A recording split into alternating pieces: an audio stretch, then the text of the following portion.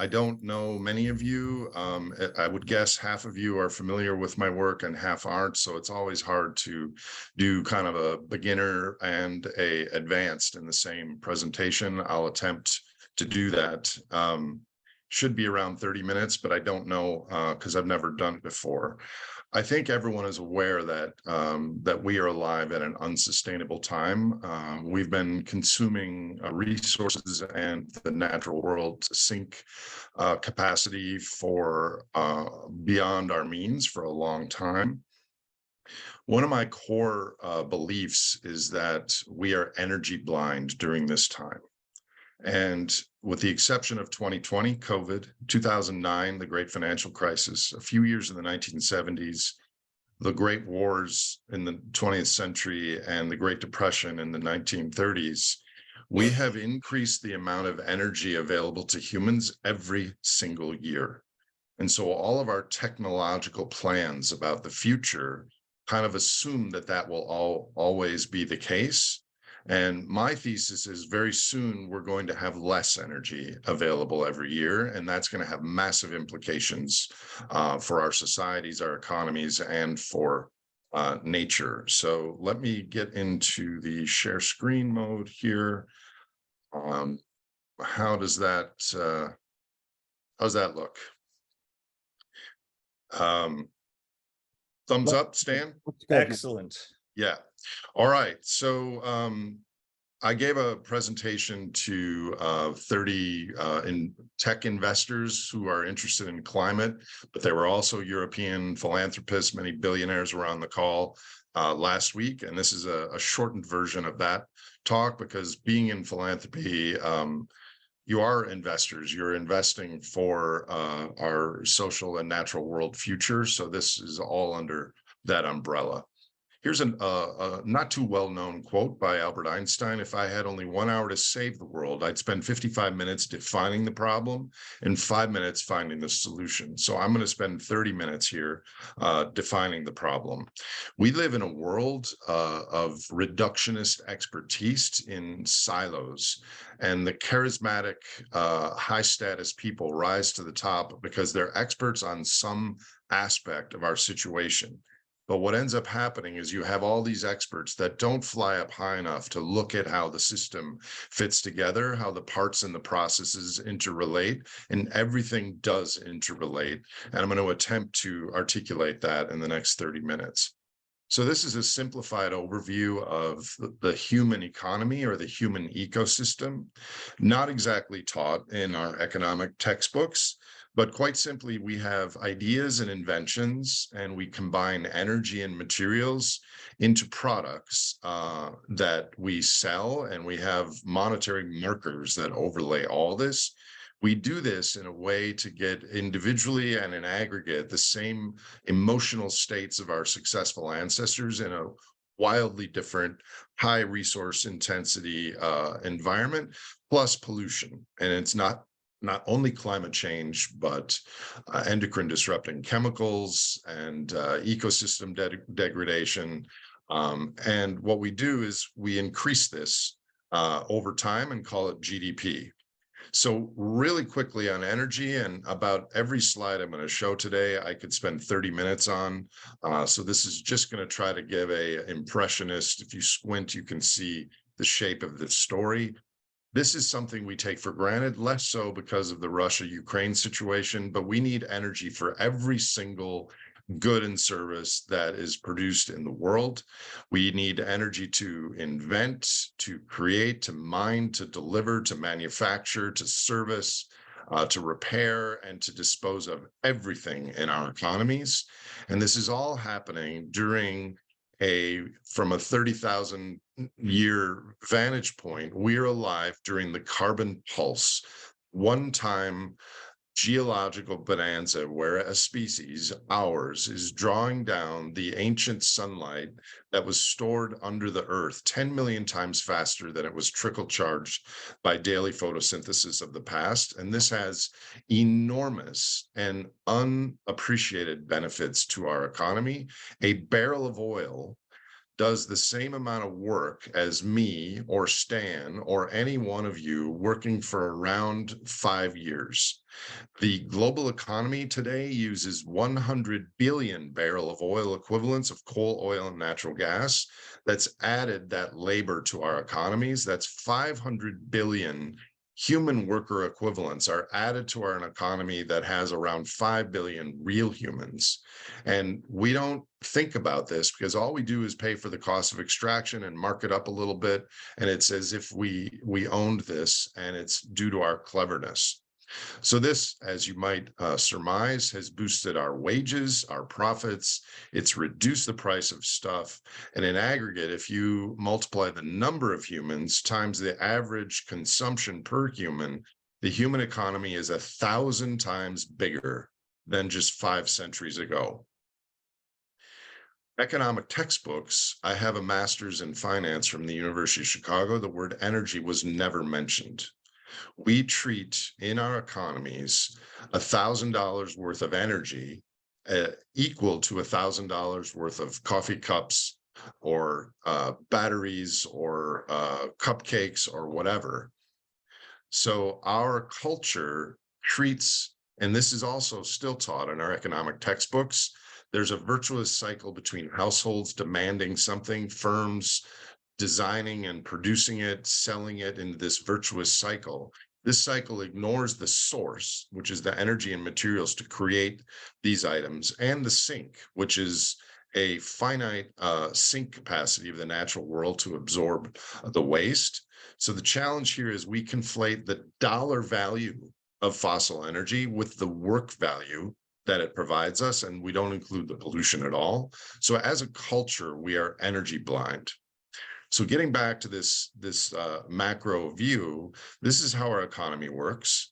And we keep score of this by GDP, or globally GWP, gross world product. But energy and GDP are 99% tethered globally. So every single good in our world economy started somewhere with a small fire. And so it is not too much of a stretch to call GWP GWB, where the B stands for burning. So much like the hemoglobin in your blood goes through your body in the veins and arteries, giving oxygen to empower the other things you do in your life, so too does specifically oil function as the hemoglobin of modern transportation and a globalized, just-in-time, 6-continent complex supply chain. You can see this aerial view of Los Angeles, where the brake lights and the headlights of cars powered by gasoline are much like the veins and arteries in a body. You can look at the globalization of this. Every time we connect new nodes of commerce and relationships, they require a future energy conversion in the following period. So to wrap up this very fast introduction, global human culture is functioning as an energy dissipating structure. It's a mindless superorganism that's seeking out energy, much like metabolism of an ecosystem or a species. So we do get technologically better. We invent things that make us use energy more efficiently. And we've been doing that for centuries. But we end up feeding the profits from that back into this growth-based system. So this black line here shows that we have been continually getting more energy efficient over the last 2 centuries. It works out to about 1% per year. But since 1990, we've gotten 36% more energy efficient, and yet the whole world has increased our energy consumption by 63%. So we have, in effect, outsourced our decision-making to the financial markets. The financial markets are tethered to energy, which is 82% still, after all the trillions of investments, 82% still fossil carbon. There is no one driving this bus. This is kind of a profound and somewhat horrifying concept to get aware of. Politicians, billionaires are not in charge of this. The market is in control.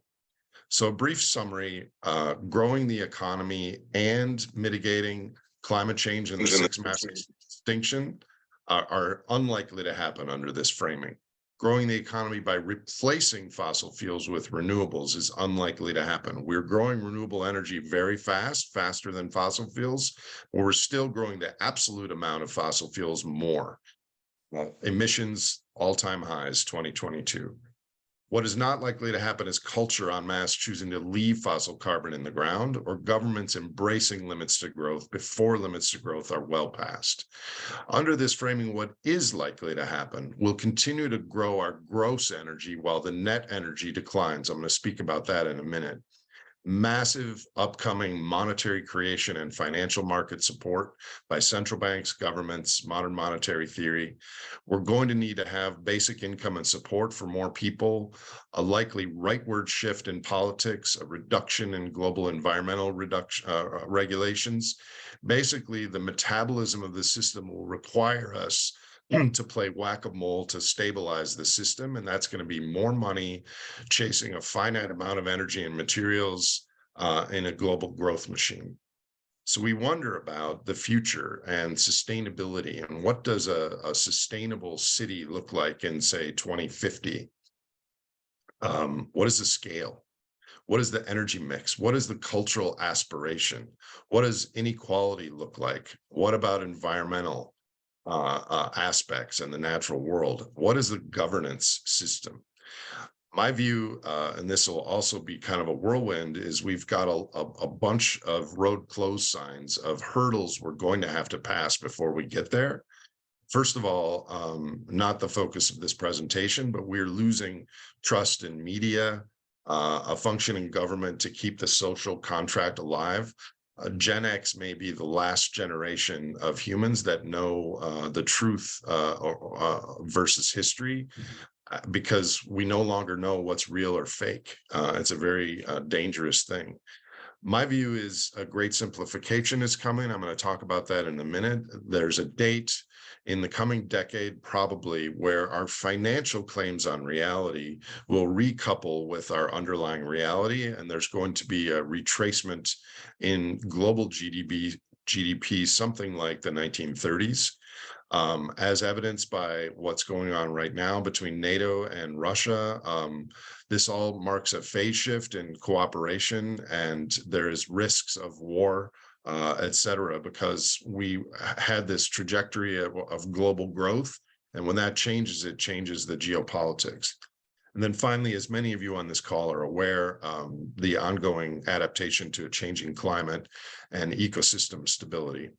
So the core part of my talk is now, as philanthropists who are aware of these things and care about these things, how do we think about what's going on with the polycrisis and apply it to our work? Here are some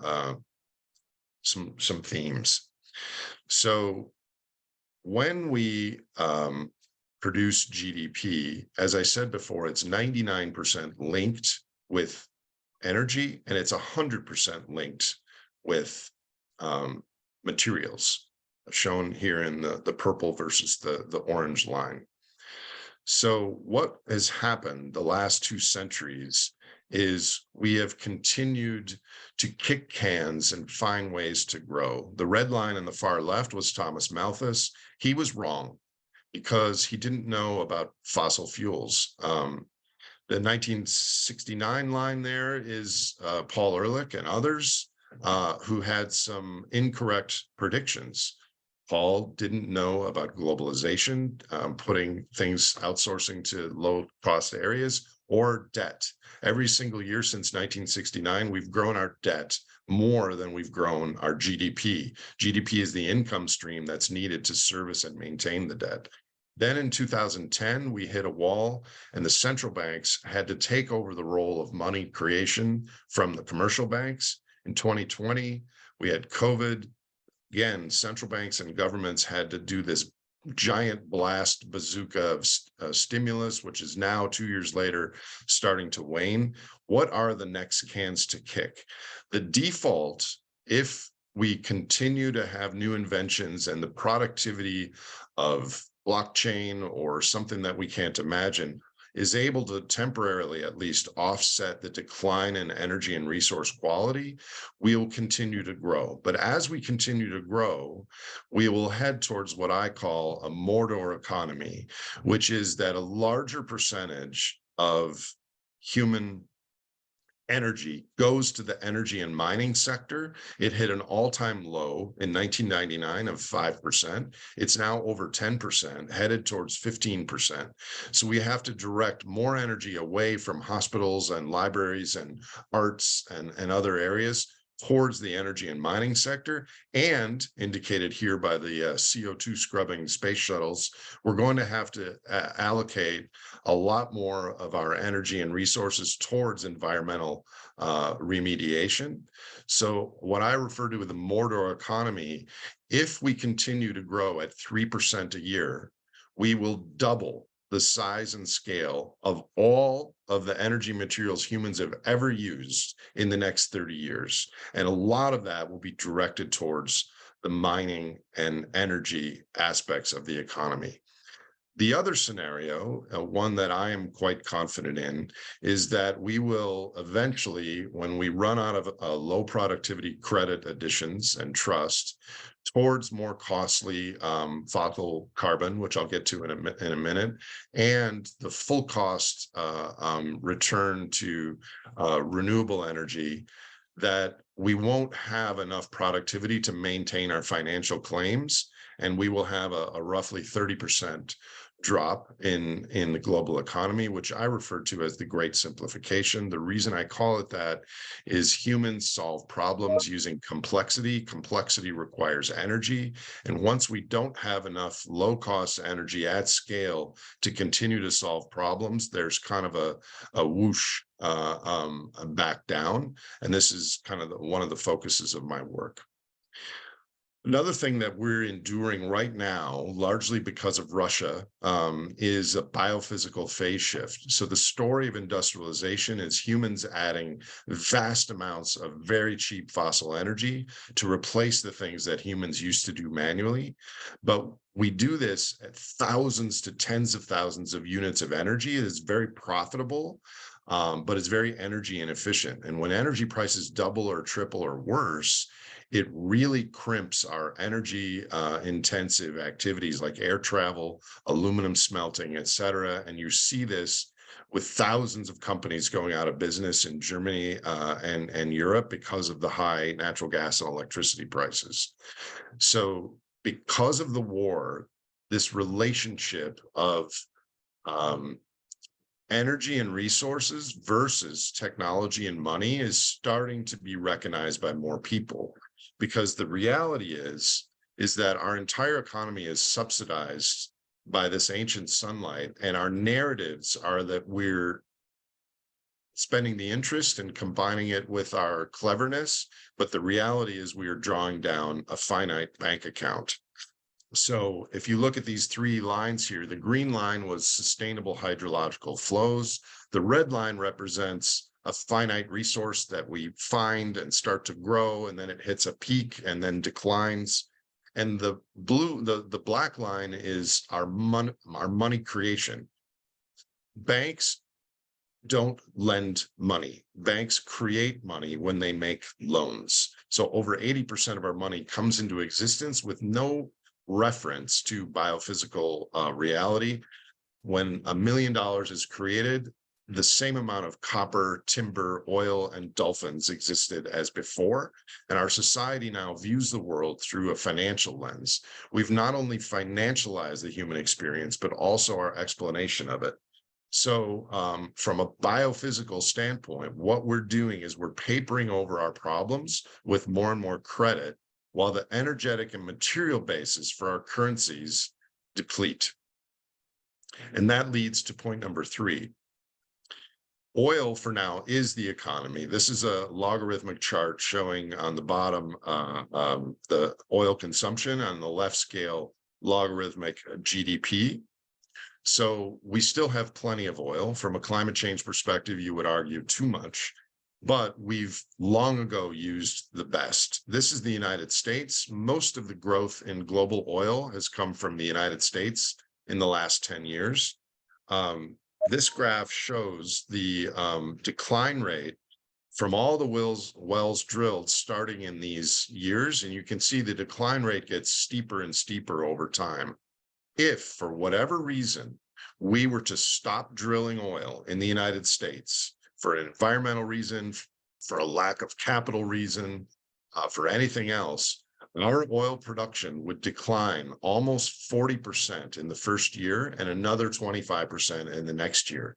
So we're on this Red Queen treadmill where we have to drill more and more just to barely stay in place. And this is only going to be the case for maybe, another 5 years or so, and then there's permanent decline. Now, there are many oil producing countries in the world. The United States is one of the biggest.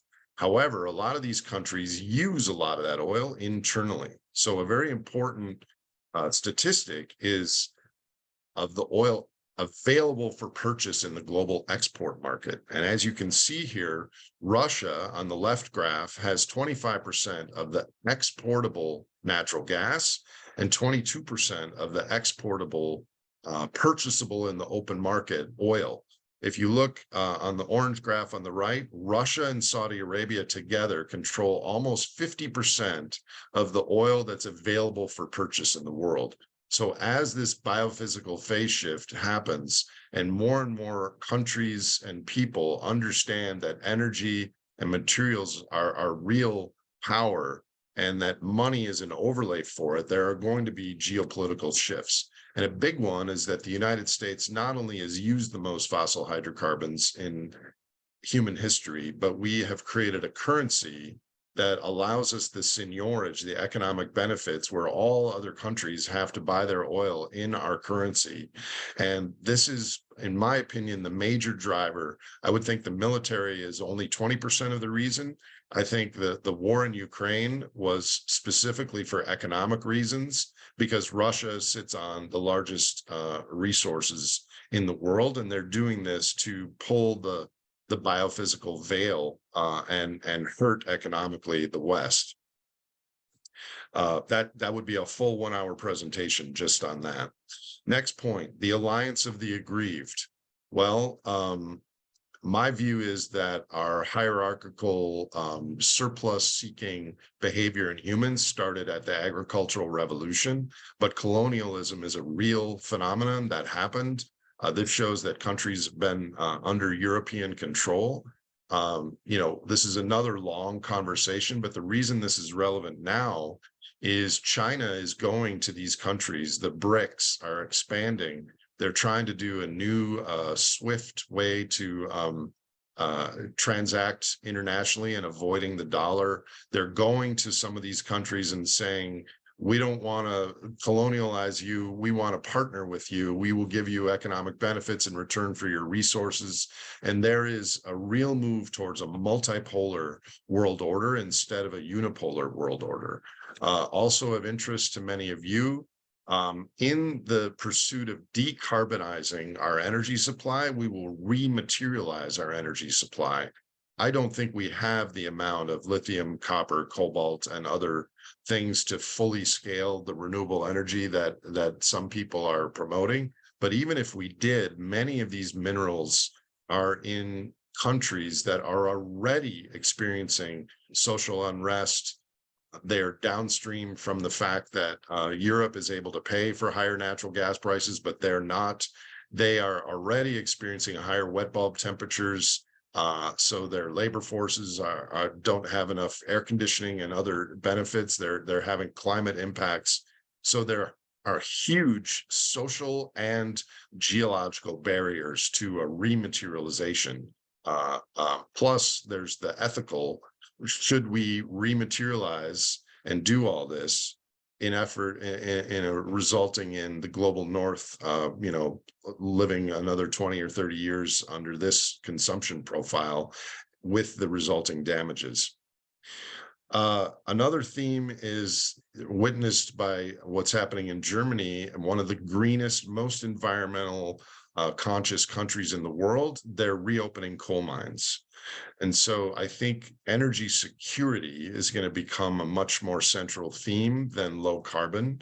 As the economy kind of stalls out and declines, people are going to want the energy benefits, and climate change is going to become less prominent. At the same time, it becomes more prominent in our daily experience.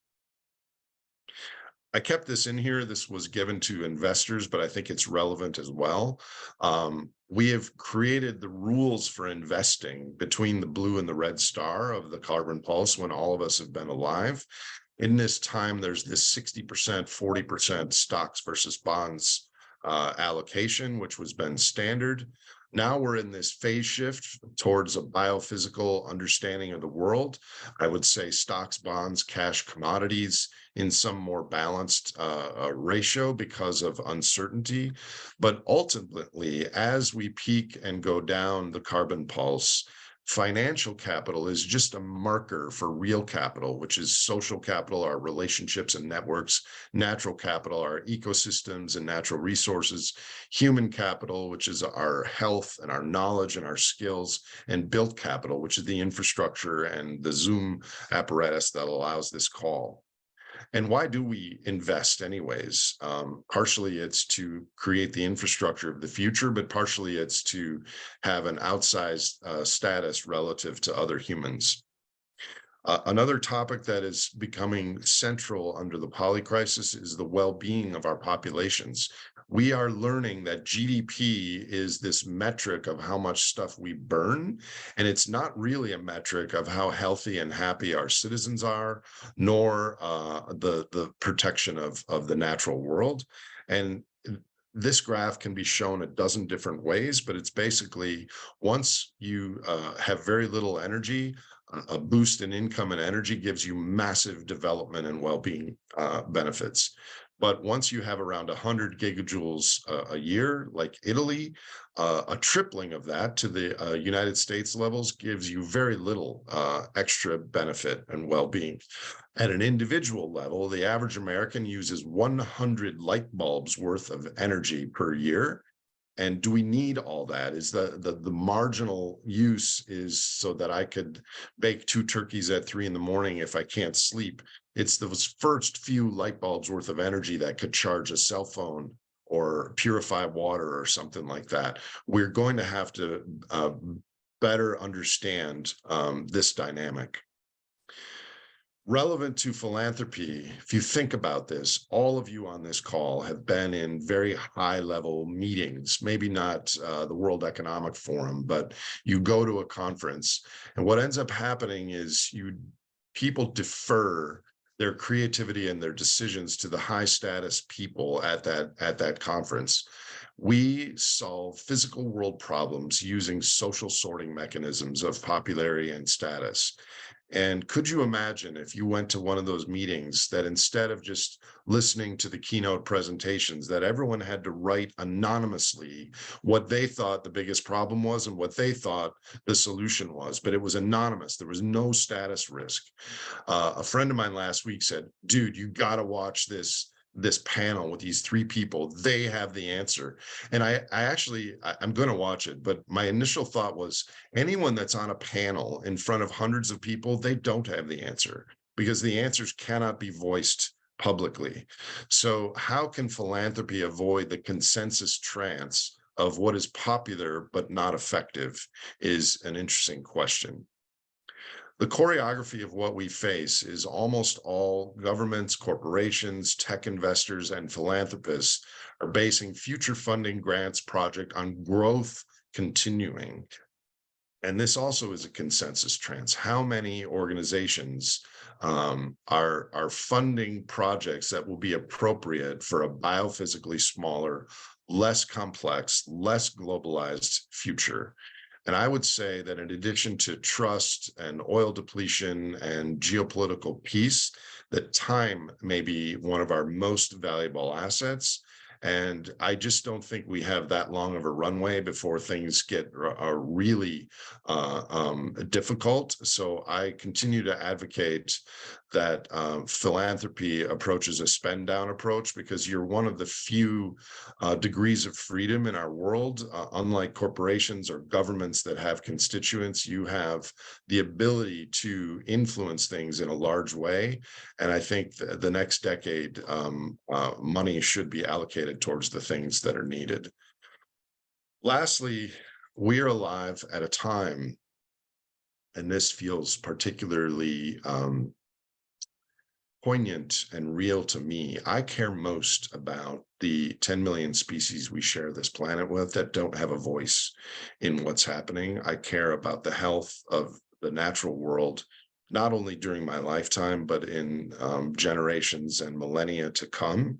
And we are gradually eroding the health of that. The battle is that most people, when faced with economic hardship, are not going to care about the environment as much as they do now. My friend Wes Jackson says that leisure is a great enabler of virtue, and I would hope that somehow we can plant seeds and build a bridge to connect with our virtue of our future self, because as philanthropists, we have to somehow integrate the natural world, not just climate, but everything, into our cultural consciousness. And this is something that I don't have an answer to, but in 20 years of working on this, I've concluded paradoxically that we have to have the system bend and not break for humans in order to protect the natural world. So briefly, a framework for solutions. I don't think there are any solutions.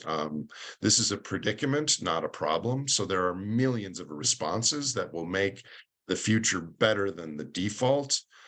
There are various scales. This would be a full 1 hour, another presentation. There's the global scale. There's the national scale. Governance at both of those is relevant. There's the community scale on relocalizing supply chains. And there's the scale of how do we cope and thrive and engage with these things at the level of the individual.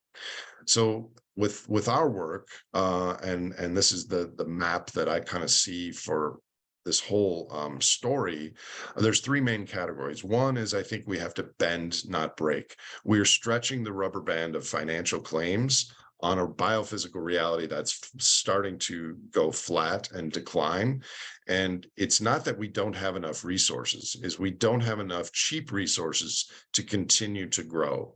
And eventually that there's going to be a Wile E. Coyote moment. And how do we educate policymakers, civic leaders, so that that moment is a bend and that we hang in there instead of a Mad Max break. Some of the things there are advance policy to educate politicians about the things that are politically unacceptable today, but that will be necessary at some point in the next decade. There's other tax schemes. Of course, education is important there.